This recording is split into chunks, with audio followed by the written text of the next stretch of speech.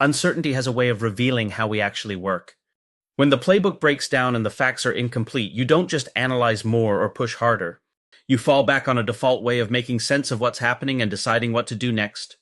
This is what Gillian Stamp called the preferred approach to work. It's not about how skilled you are or how much complexity you can handle. It's about the path you instinctively take when the situation is unclear. And once you understand that, you can begin to use it, not as a limitation, but as a compass. Uncertainty has a way of exposing what is real. The playbook stops working. The facts are incomplete.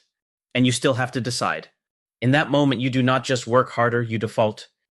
Gillian Stamp's construct, preferred approach to work, names your default way of gathering information, forming judgment, and converting that judgment into action when experience and procedure no longer suffice. This is descriptive, not evaluative. It does not rank people. It does not predict status. It simply answers a clean question. When the terrain is unclear and you have discretion, what path do you reach for first? This is also where people make an expensive mistake. They confuse style with the domains of competence. Ability is your practical skill and know how to perform tasks effectively in a role in the present. Capability is your power to navigate complexity through judgment across time horizons. Capacity is the scope, reach, and scale at which ability and capability can be applied while preserving coherence. Preferred approach to work is none of those. It is about preference under uncertainty, not level, not skill, and not load. Preferred approach to work sits in a two-dimensional space. One axis is concrete versus conceptual. Concrete prefers direct contact with particulars, first-hand cues, and observable realities. Conceptual prefers modeling, reframing, and abstraction before or alongside direct contact. The second axis is analytical versus intuitive.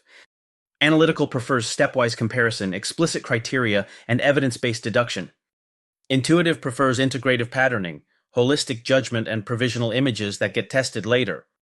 When you place these together, you see 5 recurring styles: pragmatic intuitive, pragmatic analysis, analytic intuition, conceptual analysis, and intuitive analysis.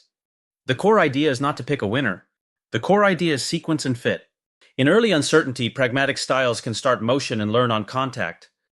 As interactions multiply, integrative and conceptual styles can hold coherence, define criteria, and reframe the problem when the stated problem is the wrong one.